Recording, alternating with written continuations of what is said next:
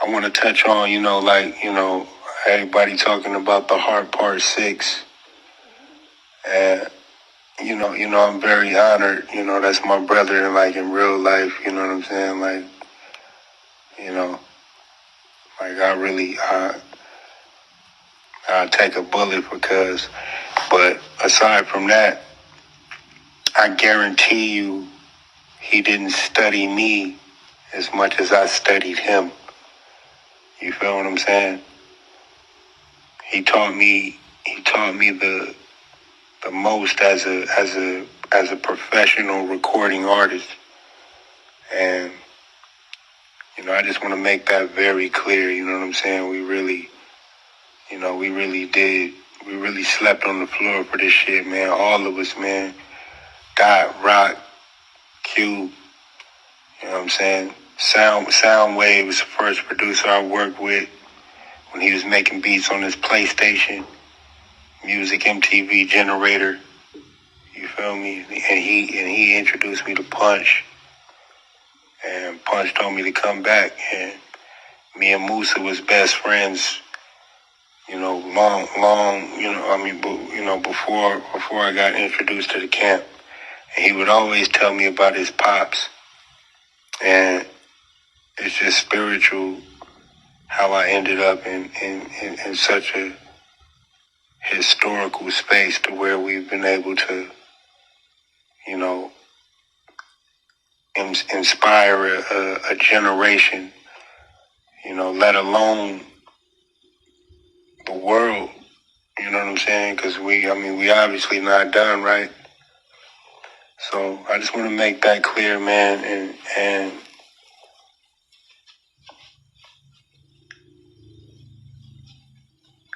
I am the B.O.A.T, all right? I'm the best rapper. That's it. Like, ask anyone. Ask anyone, all right? Ask anyone. And I say that humbly. It's not from a place of arrogance. You know what I'm saying? I really do this. You know what I'm saying? I grew up in music retail. You feel what I'm saying? What up, Woody? Y'all, it's Coffee on the vid. Tapping back in, man. And Ab-Soul, the Heart 6, Kendrick.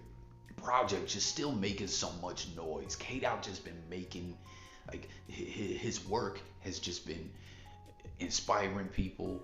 Like, ever since everything that's transpired with the Drake beef and dropping his project, like, everyone's talking about Kendrick. Everyone's inspired by what he's doing. It's just an amazing time right now with the music dropping and all that. Let me know if you agree below in your thoughts, man. And I want to know, why did Black Hippy never drop a project? I really wonder. I want to see that happen.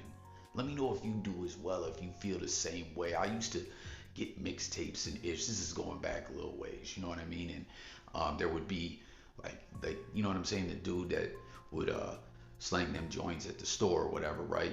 Pause. He would put projects together and he would grab a lot of Black Hippy stuff and put out, you know what I mean? But there was never like an official Black Hippy project, I believe, right? Why is that? Why didn't they? And on the Heart 6, Kendrick, speaking about Black Hippy, had Ab-Soul taken to the blogosphere to say all this, and you hear him talking about the journey that they were on, how they both seemingly studied each other, and PlayStation beats. Like, damn, I don't even know how you do that. Comment and let me know if you know how to do beats on the PlayStation. It's really interesting though that he lays that all out, and then he says that he's the best of all time, not the GOAT. He's the best of all time, and I don't know. You gotta believe in yourself, right? Where do you rate Ab-Soul? What do you think about what Ab-Soul was saying there? What do you think about the Heart Part 6 and what Kendrick said and everything like that, man? And about everything that's been going on as of late. And speaking of Kendrick, this is pretty interesting, man. There's been some mixed reviews on this new project. I think it's dope. I've seen some people trying to ish on it, and it's interesting because, like, the whole terminology mid, right? You see this article that got put out talking about mid, right? How it's some lingo, you know what I mean? This is when people try to give everything a proper trendy name and define everything rather than just be what it is. They have to document it in a certain way. They're like, yo, mid is slang that came over from weed, and you know, in a sense, it's a diss, and Kendrick is the anti-mid. Going back to the beef with Drake, it got personal, right? But at the same time, it was way deeper than Kendrick and Drake. It was two different artists. You know what I mean? One who's really got bars, who's a true MC, whose poetry's deep, who don't play no games, and one who's more of a bubblegum pop artist that was selected by the powers that be. And Drake, you know, and he's had some bangers here and there and whatnot, even though it's popish type music. They're just two different MCs. Or some would even argue that Drake ain't a real MC. But with all that being said, this article, they're saying, hey, mid has been a thing in this era that we live in now with the blogosphere, where like you can just go through so much mid.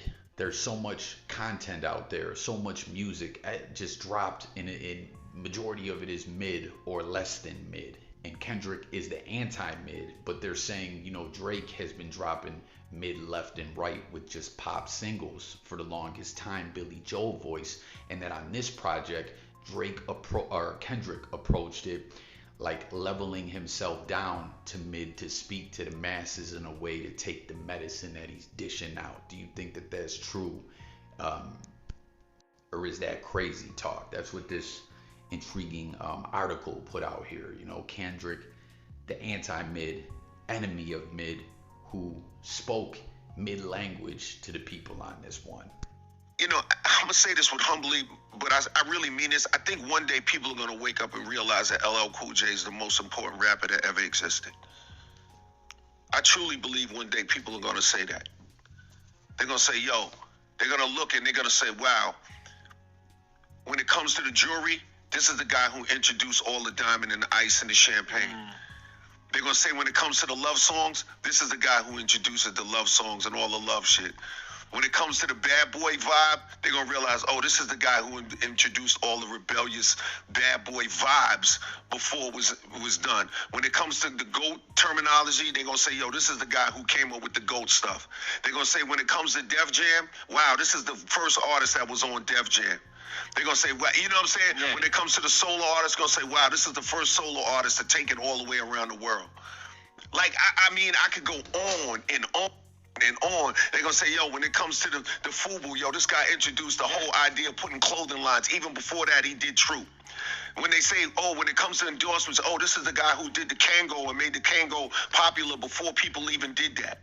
When they talk about television, they're going to say, oh, this is the guy who did the credible stuff on TV and at the same time was still making credible records and wasn't just doing TV and using rap as a launch pad. When it comes to business, they're going to say, wow, like I could go on and on and on and on and on. Yeah. So it's like, I feel like that's why in a lot of ways, it's hard for me to get into the movie thing. Honestly, sincerely, and I mean this sincerely, and it's like, that's why it's not really that interesting for me, because I'm doing so much and I've done so much for the culture that it's almost like it's unfathomable. I mean, Run DMC wasn't even on Def Jam, bro. That's true. You know what I'm saying? Yeah. Biggie made Going Back to Cali because, you know, I made the song first. Yeah. You know? Like these guys, like, yo, when the 3 artists that you can name, the biggest artists, the billionaire artists were launched on the label that I launched. Yeah, and even but seriously, like, I mean, these names, like the biggest names in hip hop that come from the 90s, and I'm saying this with love. I'm not trying to be funny style. I'm not trying to be arrogant. I really sincerely, I'm just saying, when you look at you take guys like Jay, these guys were launched off of Def Jam. That's the label I birthed. You talk about these guys like Kanye and all the things he's done. They were launched on the label that I birthed. Like, you can't, like, so it's like when I look at it really when I look at the epicenter of what it really is, come on, bro. Like it's almost unfathomable. Yeah. You see what I'm saying? And I'm not trying to be, and I'm honestly, sincerely, I'm not trying to be arrogant. I just really believe that. So it's like, when I look at it for what it is factually, it's almost like, how do you make a movie about that? Where you make a movie about that? Like Maybe a TV show with maybe I don't different know. seasons. Maybe. Maybe a movie would not be enough. Yeah, c'est la vie. So C'est la vie. to end this discussion, based on what you just say, can we just say that you're the GOAT? No, No. no, because that's still subjective. Because there's still a kid that the Tupac album is the most important album to them, and that changed their life. There's still a kid who thinks Snoop made the records and it changed their life. There's still a kid that loves Biggie or loves Nas for their music, and they should and have the right to do that. Do I call myself a GOAT on the record? Yes, of course. I will say a lot of things on a record. It's just like swinging punches in the ring or kicking a soccer ball on the field or shooting a basketball on the court. Yes, on the record, I will say GOAT, I'm this, I'm that, I would say all that. Off the record, Yeah, man, we saw Ab Soul talking about the boat. We got the GOAT, the man who, you heard him. He coined that phrase, the GOAT. He came with clothing lines with FUBU and True before FUBU. I don't remember True. If you do, fill me in below. I had to look back into that. Launching Def Jam, like birthing that label. And back when I was coming up, Def Jam was the truth. Nowadays, people ain't really flirting with Def Jam like that. The Jewels, rebelling, love songs. You know what I mean? Being able to rebel but drop love songs at the same time. Again, the clothing lines, the Kangol, all this just being a trendsetter. He feels that at some point, and this all came up when dude asked him about, are you gonna drop a movie?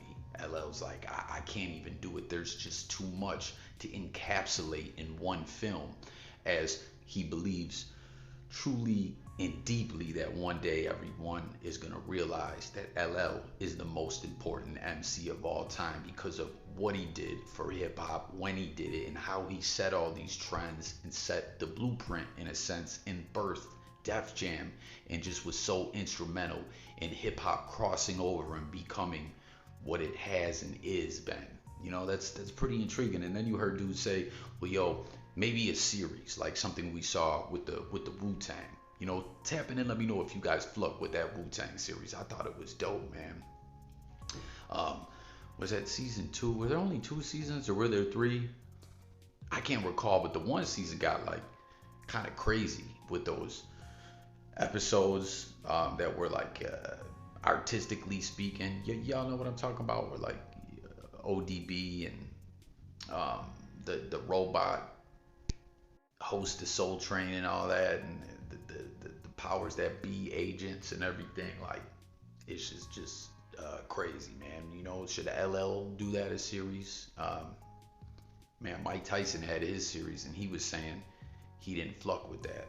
He wasn't happy with that series to come out. But LL Cool J, when asked about a movie, he just says, hey, I done did a lot of movies, and there's no way that they can tell my story in one movie, and everyone will at some point realize that I'm the most important rapper to ever live. What do you guys think about that, as well as Kendrick, Ab Soul? Let's talk in them comments. Sub up, stay tuned. It's Coffee. I'm about your y'all. Peace.